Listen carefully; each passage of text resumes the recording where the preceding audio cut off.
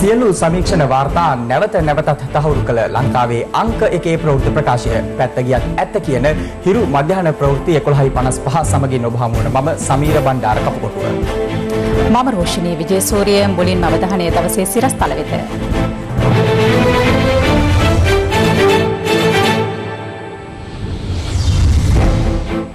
මොරටු වෙඩි තැබීමට පැමිණි මෝටර රථය පිළියන්දලදී සොයාගෙන රියදුරුත් අත්අඩංගු වේ. දිනය තීරණයට මැතිවරණ කොමිසම අදත් රැස් වෙයි. සහකාර කොමසාරිස්වරුත් කොළඹට. ප්‍රහාරයට පෙර දින ශැංග්‍රීලා බෝම්බකරු පටිගත කළ හඬපට දෙකක් එළියට. කොරෝනා නිසා දේශීය ආර්ථික පුනරුදයකට අවස්ථාවක් මහ බැංකුව අධිපති කියයි. ක්‍රිකට් වසන්තය ආරම්භමින් කොදෙව්වන් එංගලන්තයට.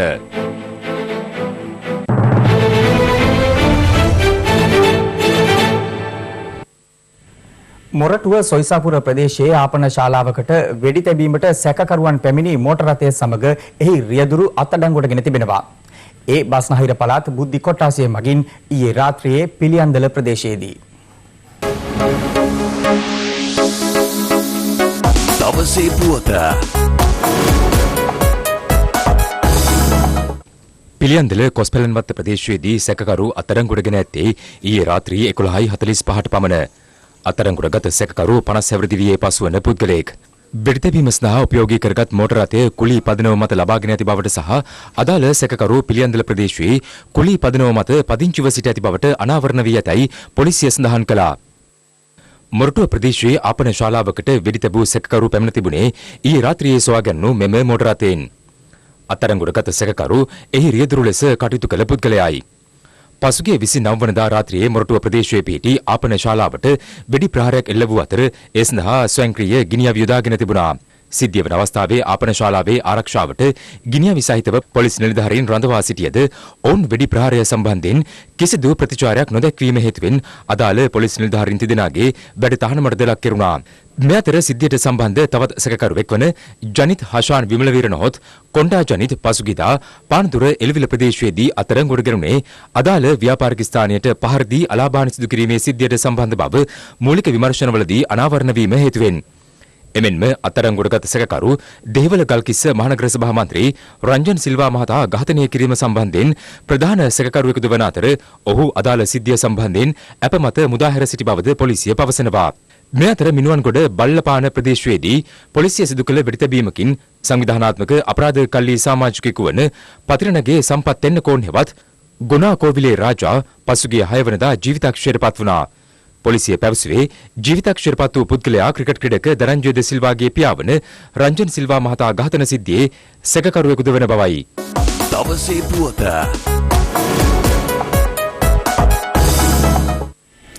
අත්අඩංගුවටගත් පෙරටුකාමී සමාජවාදී පක්ෂයේ සංවිධායක ලේකම් කුමාර ගුණරත්නම් ඇතුළු 53 දෙනා කොටුව මහේස්ත්‍රාත් අධිකරණයට ඉදිරිපත් කිරීමෙන් අනතුරුව අපමත මුදා හැරීමට නියෝග කර තිබෙනවා. ඔවුන් අත්අඩංගුවට ගනු ලැබුවේ අධිකරණ නියෝග නොතකමින් ඇමරිකානු තානාපති කාර්යාලයේ අසල උද්ඝෝෂණයක නිරත වීම හේතුවෙන්.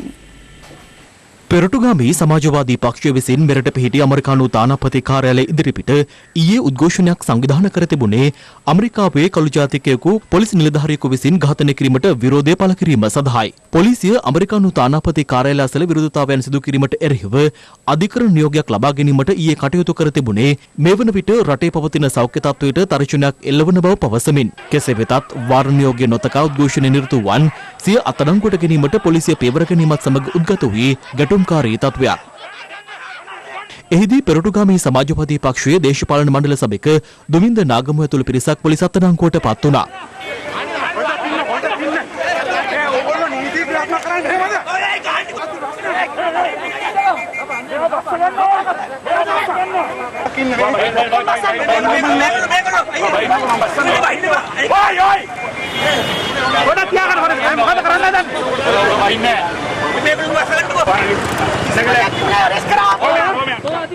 මේ අතර එම පක්ෂය සංවිධානය කර තිබූ තවත් උද්ඝෝෂණයක් ඊයේ ලිප්‍රන් වටරාමේදීද පැවැත්වුණේ එම පක්ෂයේ සංවිධායක ලේකම් කුමාර ගුණරත්න මහතාගේ ප්‍රධානත්වයෙන්. එම උද්ඝෝෂණයටද පොලිසියෙන් අවසර හිමි වුණේ නැහැ. එහිදී පොලිසිය කුමාර ගුණරත්න මහතා අත්අඩංගුවට ගැනීමත් සමග උද්ඝෝෂකින් සහ පොලිසිය අතර ගැටුම්කාරී තත්ත්වයක් ඇති වුණා.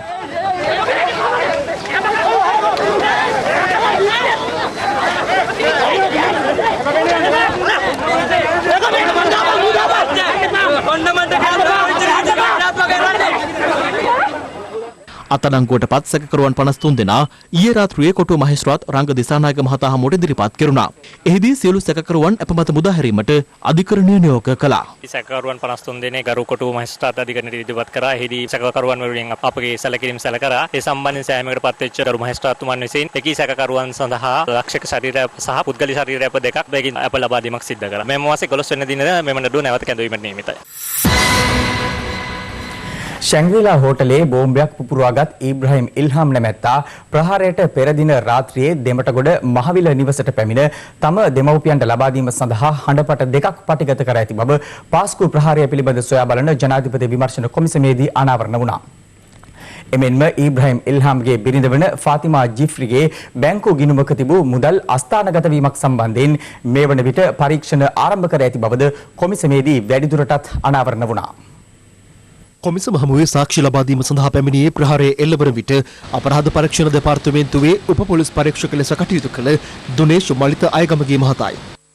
පාස්කිරුදා දෙමටගොඩ මහවිල උද්‍යානයේ නිවසේදී බෝම්බයක් පුපුරවාගත් ෆාතිමා ජෙෆ්රිට අයත් බැංකු ගිණුමකට 2014 9 වන දින ඇමරිකානු ඩොලර් 5435ක මුදලක් තැන්පතු ලෙස තිබූ බවත් කෙසේ වෙතත් ප්‍රහාරයෙන් පසු අදාළ ගිණුම පරීක්ෂා කිරීමේදී එහි ශේෂය ඇමරිකානු ඩොලර් 293.64ක් දක්වා අඩු වී ඇති බවත් සාක්ෂිකරු සඳහන් කළා. සාක්ෂිකරු වැඩිදුරටත් සඳහන් කළේ ගිණුමෙන් ඉවත් වූ මුදල සම්බන්ධයෙන් මෙතෙක් කිසිදු වාර්තාවක් සොයා ගැනීමට නොහැකි වී ඇති බවයි. ප්‍රහාරයට පෙර දින රාත්‍රියේ ඉබ්‍රහීම් ඉල්හාම් දෙමටගොඩ නිවසට පැමිණ හඬපට දෙකක් පටිගත කර ඇති බවද ඔහු කොමිසම හමුවේ අනාවරණ කළා.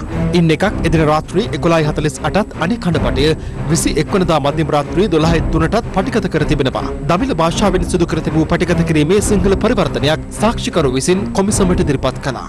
උපුටා ගැනීම මගේ අම්මාටයි තාත්තාටයි සහෝදර සහෝදරයන්ටයි ලබා දෙන පණිවිඩයයි. මම කෙටියෙන් කියන්නේ අම්මා කරන වැරදි ක්‍රියාවලට දෙවියන්ගෙන් සමාව ගත යුතුයි.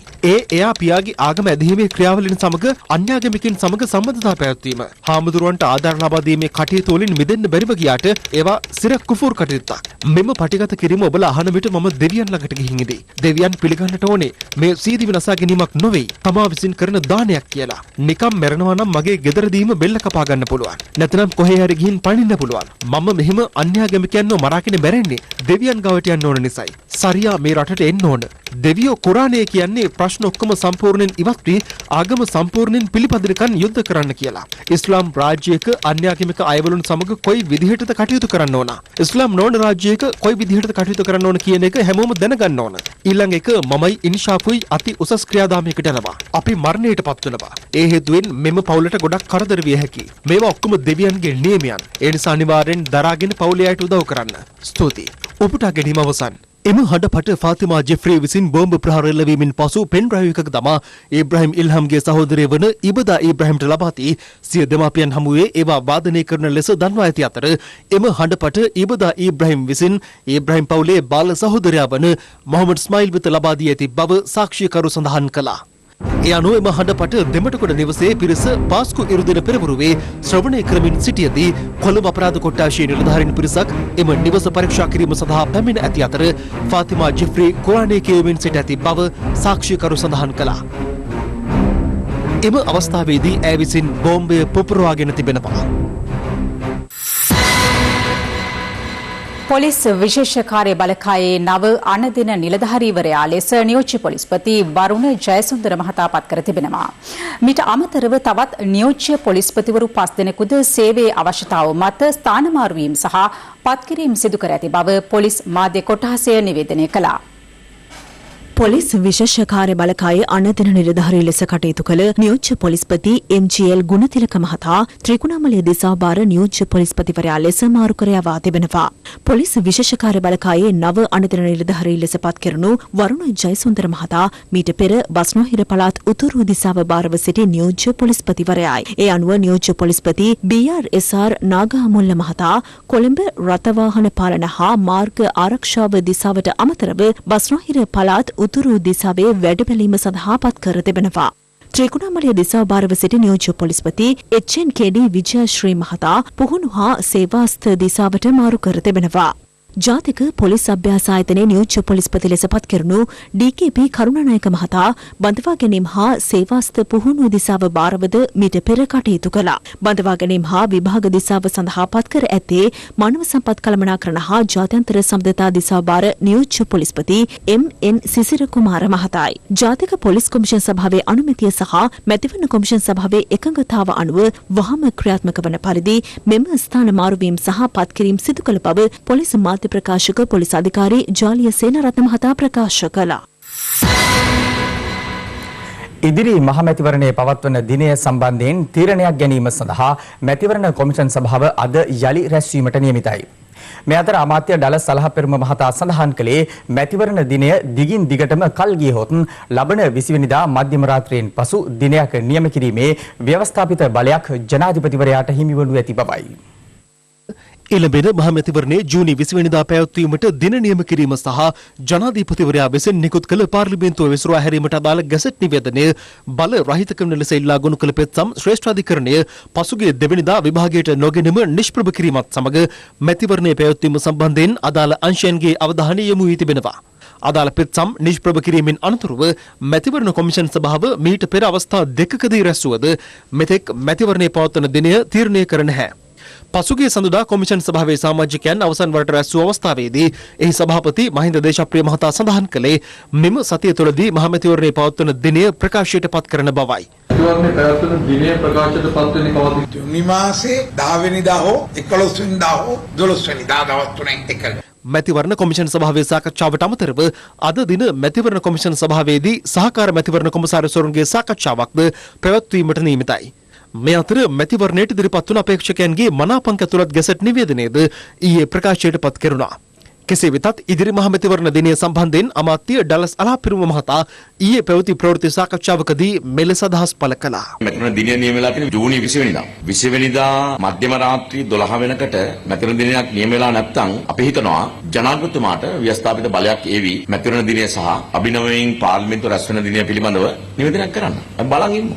මේ අතර ඉදිරි මහමැතිවරණයේ සම්බන්ධයෙන් තවත් පක්ෂ විපක්ෂ දේශපාලඥයින් මෙලෙස අදහස් පළ කළා. පූල් මහත්මයා තමන්ගේ රාජකාරී කරද්දී අනවශ්‍ය තරමට කතා නොකර හිටියනම් හොඳයි. දේශප්‍රිය මහත්මයාත් ඕනට වඩා වැඩියෙන් කතා කරනවා කියලා මතයක් සමාජයේ තියෙනවා. හැබැයි එක දෙයක් කියන්න. පූල් මහත්මයා කිව්වේ ජනතාව රවටන අයට ඡන්ද දෙන්න එපයි. පූල් කියූපේගේ ප්‍රශ්නේ නෙමෙයි මේ තියෙන්නේ. මැතිවරණයේ පරක්කු වීමෙන් ආණ්ඩුවට පාඩුවක් වෙනවා කියලා මැතිවරණ කොමිසම සමාජිකයන්ට අපහසු පහස කරන එක රටට ආදරය කරන මිනිස්සු කරන දෙයක් නෙමෙයි. දේවල් භාෂාව තේරෙනයි කියන්නේ පූල් මහත්තයා ශ්‍රී ලංකා පූජාන පෙරමුණට ඡන්දය දෙන්න එපයි කියලා. කොරෝනා රෝගයේ අවසන් වෙන්නත් විපක්ෂයේ ගොඩනැගෙනකන් හිටියොත් මේ මැතිවරණය තියන්න හම්බෙන්නේ මේ රටේ. විපක්ෂ බලාපොරොත්තු වෙන්නේ ආණ්ඩුව කඩා වැටලා ඒගොල්ලෝ වැඩි දියුණු වෙනකන් මේ ඡන්දේ නොතියා ඉන්න. එහෙම කරන්න බෑ. මැතිවරණ කොමිසමට තමයි පළවෙනි වශයෙන් තීරණයක් ගන්න පුළුවන් උනේ ඡන්දේ කල් දානවායි කියන ප්‍රකාශ කරන්නේ. ඒ තීරණය ගත්ත තැන ඉඳන් මැතිවරණ කොමිසමේ තුන් දෙනාත් එක්ක ආණ්ඩුව හොඳ නැහැ. හිත නරකයි. සමහර අය දිනා ගන්න බලනවා, සමහර අයට උදව් කරන්න බලනවා, එක එක විදිහේ බලනවා. ඒ දිනා ගන්න බැරිව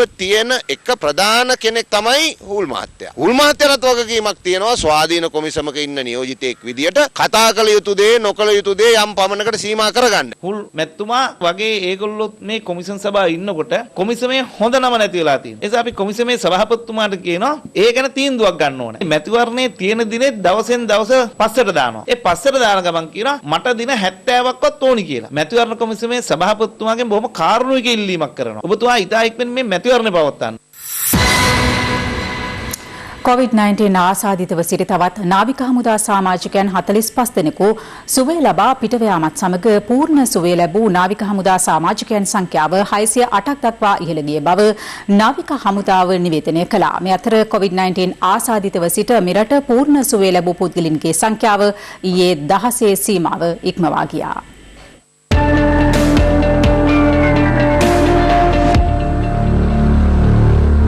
COVID-19 ආසාදිත පුද්ගලයන් දෙදෙනෙකු ඊයේ වාර්තා වීමත් සමග මෙරට සමස්ත COVID-19 ආසාදිතයන් සංඛ්‍යාව 1859ක් දක්වා ඉහළ ගියා. ඒ අනුව මේ වන විට ආසාදිතයන් 791ක් රෝහල්ගතව ප්‍රතිකාර ලබන අතර පූර්ණ සුවය ලැබූ සංඛ්‍යාව 1057ක්. ඊයේ වාර්තා වූ නව ආසාදිතයන් දෙදෙනාගෙන් එක් අයෙකු කටාර්හි සිට මෙරටට පැමිණ අම්පාර නිරෝධායන මධ්‍යස්ථානයේ රැඳී සිටි පුද්ගලයෙක්. අනෙක් ආසාදිතයා නිරෝධායනයට ලක්වෙමින් සිටි නාවික හමුදා සමාජිකයෙක් බවයි රජයේ ප්‍රවෘත්ති දෙපාර්තමේන්තුව සඳහන් කළේ. COVID-19 ආසාදිත නාවික හමුදා සමාජිකයන් 45 දෙනෙකු පූර්ණ සුවය ලබා පිට යාමත් සමග වෛරසයෙන් පූර්ණ සුවය ලැබූ නාවික හමුදා සමාජිකයන් සංඛ්‍යාව 608ක් දක්වා ඉහළ ගොස් තිබෙනවා. මුල් වකවානුවේ දිගටම අපේ තිබුණු හොඳ ලක්ෂණයක් තමයි ප්‍රතිකාරගෙන පිටව යන සංඛ්‍යාව වැඩි සක්‍රියව සිටින රෝගීන් සංඛ්‍යාවට වඩා අපගේ PCR පරීක්ෂණ පැවැත්වීම දිගටම ඉහළාගියක ගන්නවා. ඊයේ දිනේත් 1579ක් PCR පරීක්ෂණ වලට ලක් කරලා තියෙනවා. ඒ වගේම නාවික හමුදාවේ වැලිසර 1300 ගණනක PCR පරීක්ෂණ කිරීමෙන් පසු ලැබී ඇති ප්‍රතිඵල අනුව 5 දෙනෙක් පමණයි ආසාදිතයින් බවට පත් වෙලා තියෙන්නේ. නාවික හමුදාවේ තත්ත්වය පිළිබඳව නැවත සමාලෝචනයක් සිදු කරනවා. සමාලෝචනය කිරීමෙන් අනතුරුව නාවික හමුදා පති වෙත නැවත වතාවක් බාර දෙනවා මින් ඉදිරියට ගත යුතු පියවර පිළිබඳව.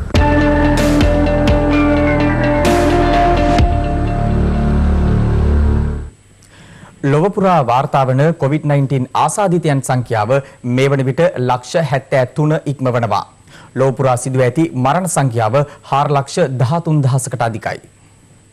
ගත වූ පැය 24 තුළ නව ආසාදිතයන් 1,21,751ක් වාර්තා වීමත් සමග ලොව පුරා වාර්තා වන සමස්ත COVID-19 ආසාදිතයන් සංඛ්‍යාව 73,18,138 දක්වා ඉහළ ගියා. ලොව පුරා වාර්තා වන COVID-19 මරණ සංඛ්‍යාව 4,13,648ක්. වෛරසයේ වැඩිම බලපෑමක් එල්ල ඇති ඇමරිකාවේ ගත වූ පැය 24 තුළ ආසාදිතයන් 19,056ක් වාර්තා වීමත් සමග එරට සමස්ත ආසාදිතයන් සංඛ්‍යාව 20,45,549 දක්වා ඉහළ ගියා. දකුණු ඇමරිකානු කලාපයේ වැඩිම බලපෑමක් එල්ල ඇති බ්‍රසීලයෙන් ගත වූ පැය 24 තුළ නව COVID-19 ආසාදිතයන් 31,197ක් වාර්තා වුණා. ඒ අනුව බ්‍රසීලයේ සමස්ත COVID-19 ආසාදිතයන් සංඛ්‍යාව මේ වන විට 7,42,081 දක්වා ඉහළ ගොස් තිබෙනවා. මේ අතර බ්‍රසීලයේ රියෝ ද ජනෛරෝ නුවර සංචරණ සීමා ලිහිල් කිරීමට රජයගත් තීරණය අත්හිටුවීමට බ්‍රසීල අධිකරණයක් පියවර ගත්තා. ලොව තෙවැනියට වැඩිම ආසාදිතයන් වාර්තා වන රුසියාවෙන් මේ වන විට COVID-19 ආසාදිතයන් 4,85,253ක් වාර්තා වනවා. මේ අතර දකුණු ආසියාවේ වැඩිම බලපෑමක් එල්ල ඇති ඉන්දියාවෙන් වාර්තා වන COVID-19 ආසාදිතයන් සංඛ්‍යාව 2,76,146ක්. ඉන්දියාවේ සෞඛ්‍ය උපදෙස් අනුගමනය කරමින් විවාහ උත්සවයක් පවත්වන ආකාරය විදේශ මාධ්‍ය වාර්තා කළා.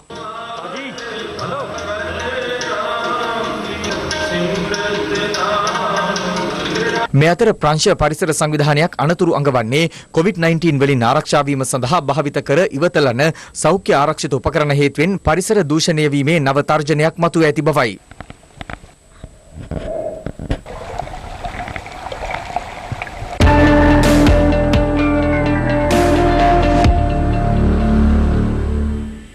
COVID-19 වසංගතයෙන් පසු උද්ගත ඇති තත්ත්වයේ දේශීය ආර්ථික පුනරුද්ධයක් සඳහා වඩා සුදුසු බව මහ බැංකු අධිපති මහාචාර්ය ලක්ෂ්මන් දිසානායක මහතා පෙන්වා දෙනවා. මහ බැංකු වාර්ෂික වාර්තාව සම්බන්ධයෙන් ඊයේ පැවති අන්තර්ජාල සංවාදයේදී ඔහු මේ අදහස් පළ කළා. පසුගිය කාලය තුළ මහ බැංකුව විශාල වශයෙන් මුදල් මුද්‍රණය කළ බවට එල්ලවන චෝදනාවන්ටද ජ්‍යෙෂ්ඨ නියෝජ්‍ය අධිපති ආචාර්ය නන්දලාල් වීරසිංහ මහතා මෙම සංවාදයේදී ප්‍රතිචාර දැක්වුවා.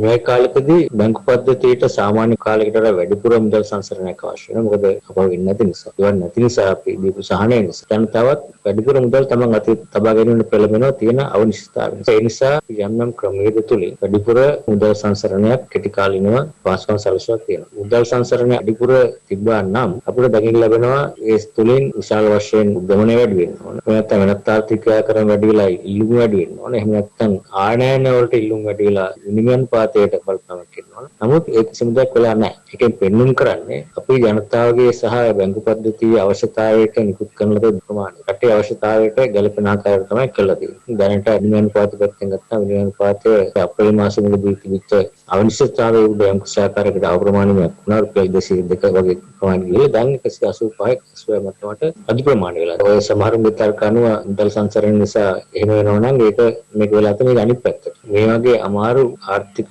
වශයෙන් බලපෑම් ඇති වෙන කාලයක තුලත් යම්කිසි ආකාරයක කෙටි කාලින ආර්ථික ස්ථායීතාවය ඒ ආකාරයට පවත්වා ගැනීමට වගේ මුදල් ප්‍රතිපත්තියකින් හැකියලා කියන එකයි මට කියන්නේ. අපේ ආර්ථිකයේ සඳහාපෑක්ම තිබුණේ සංචාරක ව්‍යාපාරයේ විදේශවල සිට අපේ මිනිසුන් වැඩ කරලා එවන රේෂණයන් ඇඟලුම් කර්මාන්තය තරම්ම ඉක්මනින් පුනර්ජීවනයට පත් වෙනවා කියන එක හිතන්නට අමාරුයි. නිසා ආර්ථිකයට ශක්තිමත් තල්ලුවක් දෙන්නට සිද්ධ වෙනවා දේශීය කර්මාන්තවල. මේ අනුව දේශීය ආර්ථිකයේ පුනරුදයක් මේ කාලේ ඇතිවිය යුතුයි. තරංගකාරීන් සතුරන් හැටියට හිතන්නේ නැහැ. පෞද්ගලික රාජ්‍යාංශ දෙක සහයෝගයෙන් කටයුතු කිරීම ආර්ථිකය ඉදිරියට ගෙන යාම සඳහා යොදා ගන්නට පුළුවන්. ඍජු විදේශීය ආයෝජන ගැන පෞද්ගලික අවුරුදු 4-5 අපි විශ්වාස කරපු තරමට විශ්වාස කරන්නට පුළුවන්. අප ලබා තිබෙන මෙම අලුත් අවස්ථා ප්‍රයෝජනයටගෙන අප අතීතයේ නොයෙකුත් අවස්ථාවල බලාපොරොත්තුව සිටි නමුත් අපට අහිමි වූ ආර්ථික උඩ්ඩායනය අත්පත් කර ගැනීමට ඉතා ඉක්මනින් ඉහළ ආදායම් ඇති රටක තත්ත්වයට පත්වීමට මේ අත්දැකීම් සායයෙන් ගන්නා පාඩම් යොදාගත හැකි කියලා මා හිතනවා. ජනතාවගේ ජීවිත අවධානමකට ලක් නොකර සෞඛ්‍ය මාර්ගෝපදේශනවලට යටත්ව මහමැතිවරණයේ පැවැත්විය යුතු බව ජාතික ජන බලවේගයේ නායක අනුර කුමාර දිසානායක මහතා පවසනවා. ඔහු මේ බව ප්‍රකාශ කළේ අද කොළඹ පැවති ප්‍රවෘත්ති සාකච්ඡාවකට එක්වෙමින්. දැන් පාර්ලිමේන්තුවේ අඛණ්ඩතාවය බිඳ වැටී තිබෙනවා. කල් නොඉක්මවා මැතිවරණ පැවැත්විය යුතු තිබෙනවා. හැබැයි එහිදී මැතිවරණ ක්‍රියාදාමයේ හේතු කොටගෙන අපේ රටේ කිසිදු පුරවැසියෙක් කොරෝනා වසංගතයේ ගොදුරක් බවට පත් නොවිය යුතුයි. එලෙසම මැතිවරණ මෙහෙයවීම සඳහා මැදිහත් වෙන කිසිදු නිලධාරීන් ජීවිත අනතුරට පත් නොවිය යුතුයි. දේශපාලන ව්‍යාපාරයන්ට තමන්ගේ මතය ජනතාව වෙත ගෙන යාම සඳහා සාධාරණ වටපිටාවක් නිර්මාණය විය යුතුයි. ඒ මූලික කොන්දේසි තුනට යටත්ව අගෝස්තු මාසයේ මැතිවරණ පැවැත්විය යුතු කියන ස්ථාවරයක අපි ඉන්නවා. එක්සත් ජාතික පක්ෂය අද වෙනකොට එහි එක්සත් භාවයක් නැහැ, එහි ජාතික භාවයක් නැහැ, පක්ෂිකුත් නැහැ. දැන් ඇත්තටම දැන් ඒක වචනාර්ථයෙන්ම එක්සත් ජාතික පක්ෂය අභාවයට ගොත් අවසන්. සජිත් සහ රනිල් අතර නායකත්ව ගැටුම ඔන්න ප්‍රශ්නේ. සිරිකොත අල්ලා ගැනීමේ ගැටුම ඔන්න ප්‍රශ්නේ.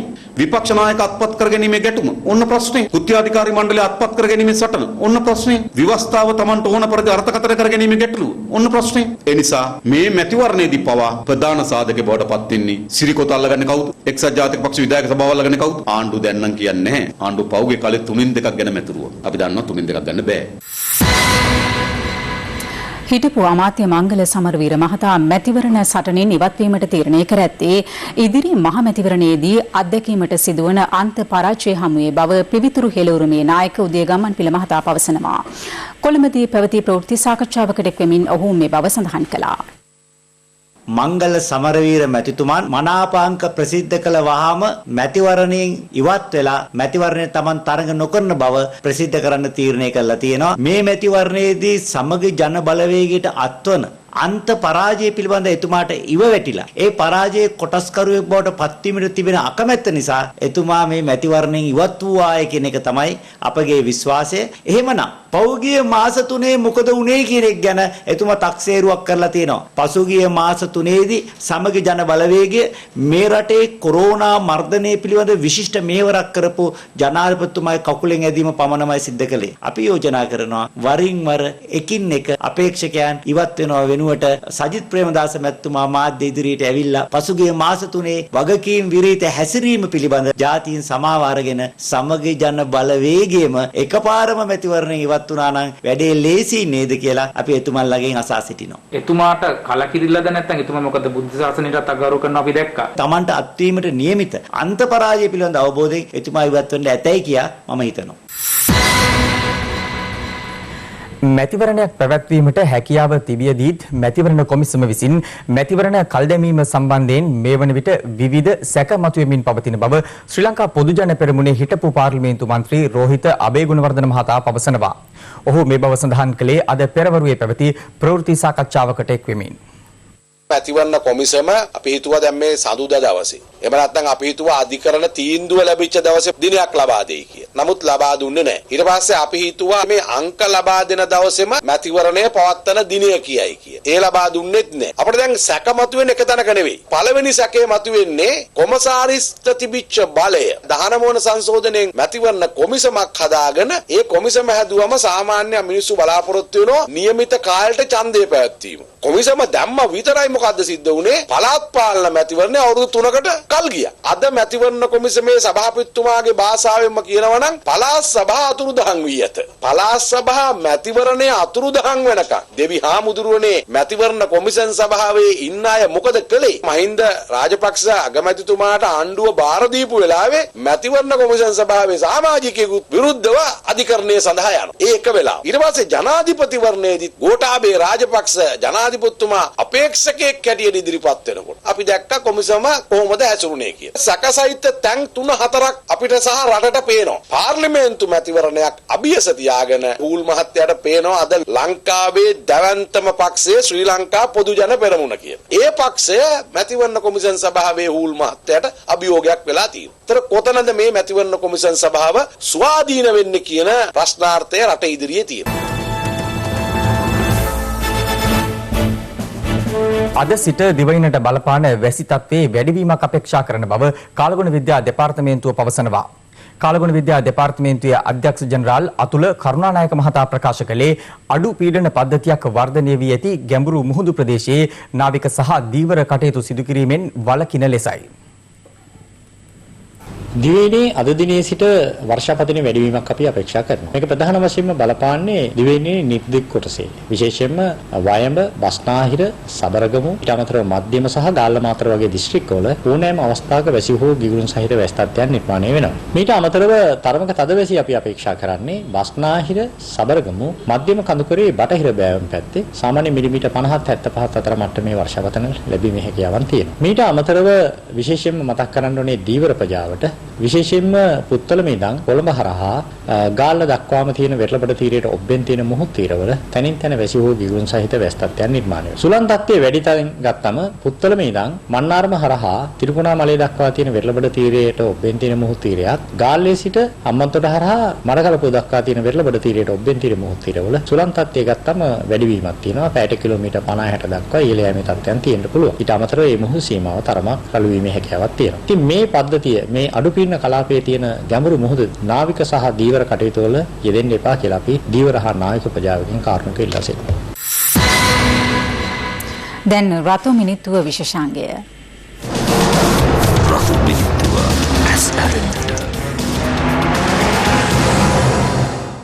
මෙරට දුම්රිය සේවාව ආරම්භයත් සමග රටේ විවිධ ක්ෂේත්‍රයන්ගේ දියුණුවේ මම්පෙත් විවර වූයේ දහස් ගණනක් වූ ජනතාවට ගමනාගමන පහසුකම්ද හිමි කර දෙමින් 1960 වසරේදී පුත්තලම නගරය කේන්ද්‍ර කරගනිමින් දුම්රිය ස්ථානයක් ස්ථාපිත කරනු අතර ඊට සමගාමීව සේවකීන් වෙනුවෙන් පුත්තලම සිට හලාවත දක්වා වූ ප්‍රධාන දුම්රිය ස්ථාන කේන්ද්‍ර කරගනිමින් නිල නිවාස ව්‍යාපෘතියක්ද ආරම්භ කෙරුණේ වඩා විධිමත් හා ක්‍රමවත් සේවාවක් ජනතාවට ලබා දීමේ අරමුණින්.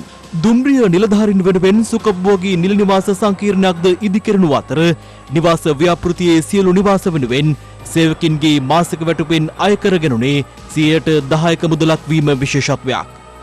සාර්ථක ව්‍යාපෘතියක් ලෙස කලක් ක්‍රමවත්ව පවත්වාගෙන ආ මෙම දුම්රිය නිවාස සංකීර්ණයට වසර කිහිපයක සිට අත්වැ තීරණ බයිමේ. නිසි අධීක්ෂණයකින් තොරවීම සහ නඩත්තු කටයුතු නිසි ලෙස පවත්වාගෙන යාම සිදු නොවීම හේතුවෙන් සිදු ඇති විනාශය සුළුපටු නොවේ.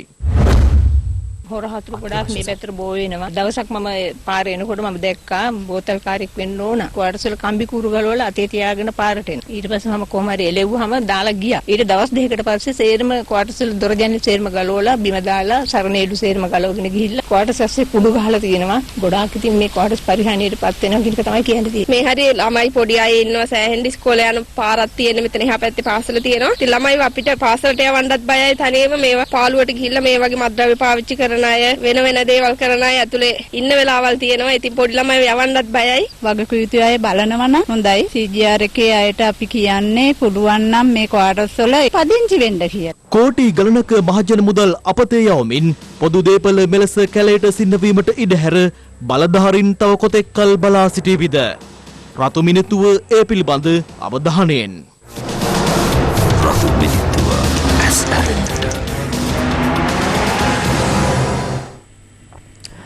ජලය මිහිපිට ජීවත් වන සියලු සත්වයන්ගේ පැවැත්ම සඳහා අත්‍යවශ්‍ය සාධකයක්. ඒ වෙනුවෙන් මේ හඬ හාලියල ගම්වාසීන්ගෙන්. මේ පවුල් 200ක් පමණ දිවිගෙවෙන හාලියල බෝගහමඩිත් ජයගම ගම්මානයයි. මේ සියලු දෙනාගේ පානීය ජල අවශ්‍යතාව වෙනුවෙන් මුළු ගම්මානයටම ඇත්තේ එකම එක ජලනලයක් පමණයි.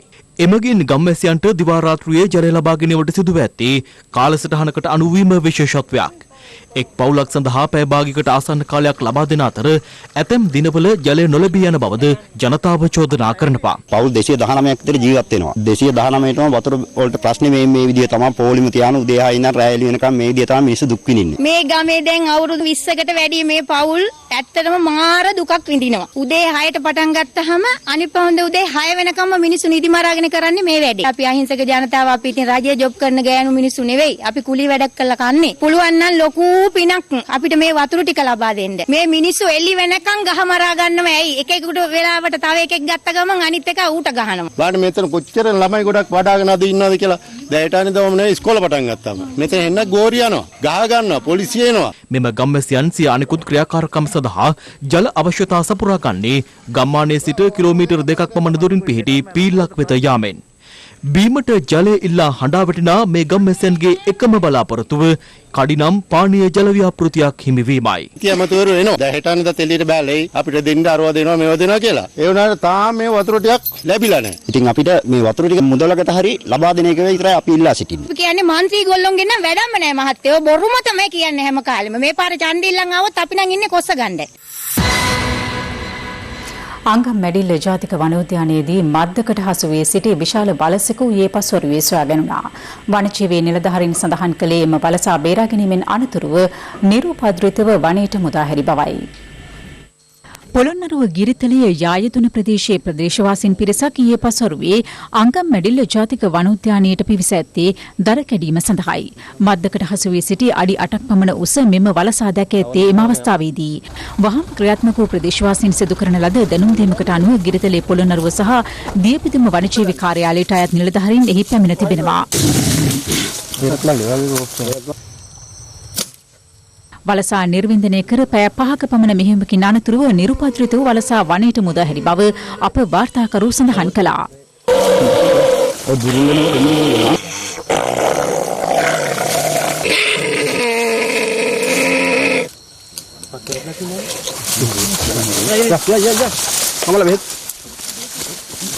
මේ වගේ දුර්ලභ සතෙක් මේ ප්‍රදේශයේ මේ ආකාරයෙන් සුරක්ෂිත ඉන්නවා කියන එක අපිට හොඳ හෝඩුවක්. මේ වන අපරාධකරුවන්ට කියනවා මේක නවත්වන්න, එහෙම නැත්නම් දැඩි ක්‍රියාමාර්ගය ගන්න වෙනවා. මදු ඇටවීම, ගුල් ඇටවීම, මේ කුමන ආකාරයව සතෙකුට හිංසාකාරී ක්‍රියා කරොත් රුපියල් ලක්ෂයකට වැඩිය දඩයක් වුණත් නියම කරන්න පුළුවන්. දැන් වටවටා හිරු. වටවටා හිරු. පසුගිය ජනාධිපතිවරණ සමයේ ආන්දෝලනාත්මක සුදුපැන් මාධ්‍ය සාකච්ඡාව සම්බන්ධයෙන් අත්අඩංගුවටගෙන රක්ෂිත බන්ධනාගාරගත කර සිටි හිටපු පාර්ලිමේන්තු මන්ත්‍රී රාජිත සේනාරත්න ලක්ෂ 5 බැගින් වූ ශරීර ඇප 2ක් මත මුදා හැරීමට කොළඹ අතිරේක මහේස්ත්‍රාත් ප්‍රියන්ත ලියනගේ මහතා අද නියෝග කළා. පිළියන්දල ගැටඹුවාන ප්‍රදේශවාසීන් වැඳුම් පිදුම් කරන බෝගසක් කිසියම් පිරිසක් කපා දමා ඇති අතර ඒ සම්බන්ධයෙන් ප්‍රදේශවාසීන්ගේ විරෝධය එල්ල වුණා. මේ අතර සිද්ධිය සම්බන්ධයෙන් සැකපිට පුද්ගලයෙකු අත්අඩංගුවට ගෙන තිබෙනවා. අයිතිකාරයා කියලා එක්කෙනෙක් ඇවිල්ලා මේ අපි වැඳින්න පුදින බෝධිය කපලා දාලා ගිහිල්ලා. ඒක අපි හිටියනම් ඇත්තටම කරන්න දෙන්නේ නැහැ. මෙතන අපි උදේ හවස බුදුන් වඳින තැන. එයාලාගේ ඉඩම අයිතිය කියන හැඟීම උඩ තමයි බෝධින් වහන්සේ මේ විදිහට මැෂින් එකක් ගෙනල්ලා බෝගහ පැත්ත දාලා තියෙන්නේ. නමුත් ඒකට විරුද්ධව තමයි අපි මේ නැගී හිටින්නේ. අම්පාර මහ ඔය කොට්ටගස් තලාව ගම්මානයේ කැලෑ ප්‍රදේශයකදී කාන්තාවකගේ ගෙල කපා ඝාතනය කර ඇති අතර සිද්ධිය සම්බන්ධයෙන් මෙතෙක් කිසිවෙකුත් අත්අඩංගුවට ගෙන නැහැ. චීනෙන් මෙරටට ආනයනය කරන ලද S-14 වර්ගයේ තවත් බලවේග කටල සහ මැදිරි සහිත දුම්රියක් පරීක්ෂණ චාරිකාවක් සඳහා ධාවනයට ඊයේ එක් කෙරුණා. අඹගමුව ප්‍රාදේශීය ලේකම් කොට්ටාශයේ වටවල ග්‍රාම සේවා වසමේ වතු 7ක කම්කරුවන් රජය විසින් ලබා දෙන රුපියල් 5000 පළමු සහ දෙවන අධියරේ දීවනාව ලබා ගැනීම සඳහා වටවල සමෘද්ධි නිලධාරී කාර්යාලය අසල බොහෝ වේලාවක් රැඳී සිටීම හේතුවෙන් එහි උණුසුම් තත්ත්වයක් ඇති වුණා. ඔවුන් චෝදනා කළේ නෝට්‍රන් බ්‍රිජ් සමෘද්ධි කාර්යාලය නිලධාරීන් විසින් අදාළ දීවනාව පෙර නියම කළ දිනකදී ලබා දෙන බවට පැවසෝද දින දෙකකට ආසන්න කාලයක් ගත වුවත් නිසි අධීක්ෂණයකින් තොරව වතුකම්කරුවන්ට රුපියල් 5000 දීමනාව ලබා දී නොමැති බවයි.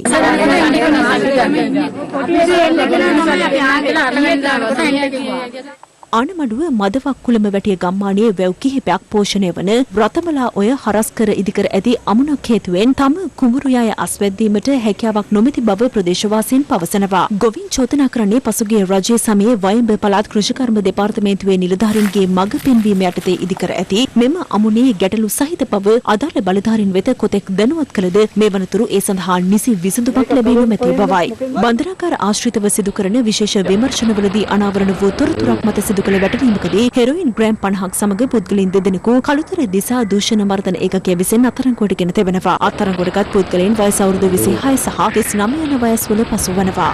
රට වටා හිරු. දැන් අවධානය දවසේ විනිමය අනුපාත පිළිබඳව.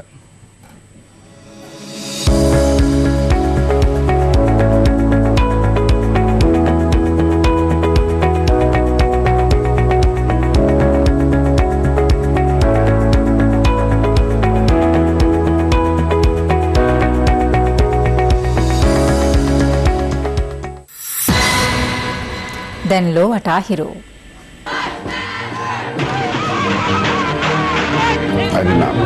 They are here to assassinate us. අමරිකාවේ මිනෙසෝටාහිදී පොලිස් නිලධාරියෙකු විසින් ඝාතනය කළ කළු ජාතිකයෙකු වූ ජෝර්ජ් ෆ්ලොයිඩ්ගේ දේහය පිළිබඳ අවසන් කටයුතු හූස්ටන්හිදී ඊයේ සිදු කෙරුණා.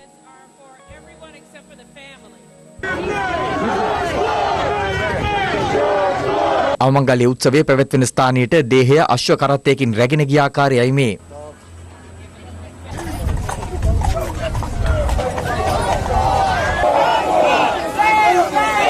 මේ අතර ජෝර්ජ් ෆ්ලොයිඩ්ගේ අවමංගල්‍ය උත්සවයේ පැවැත්වීමට සමගාමීව ලොව පුරා විරෝධතා ක්‍රියාත්මක වුණා. කළු ජාතිකයන්ගේ අයිතිවාසිකම් ආරක්ෂා කිරීම සහ ජෝර්ජ් ෆ්ලොයිඩ් හට යුක්තිය ඉටු කරන ලෙස ඉල්ලා මෙක්සිකෝවේ පැවති විරෝධතාවක් අතරතුර පොලිස් නිලධාරියෙකුගේ සිරුරට විරෝධතාකරුවෙකු ගිනි තබන ආකාරය විදේශ මාධ්‍ය වාර්තා කළා.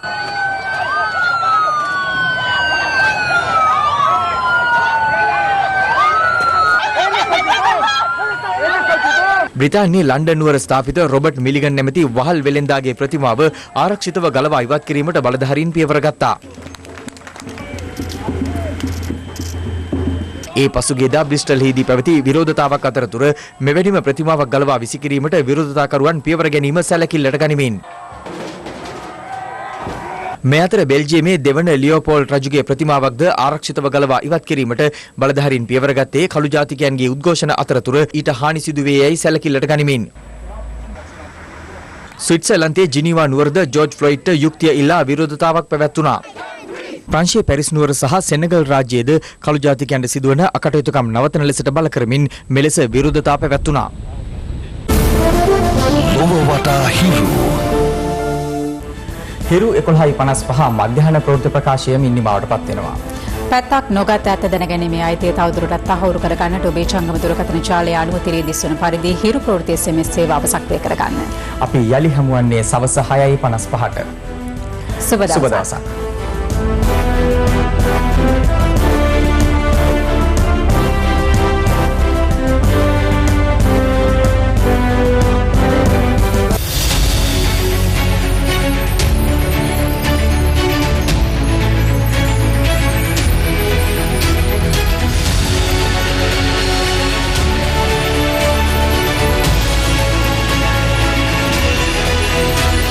Hiru TV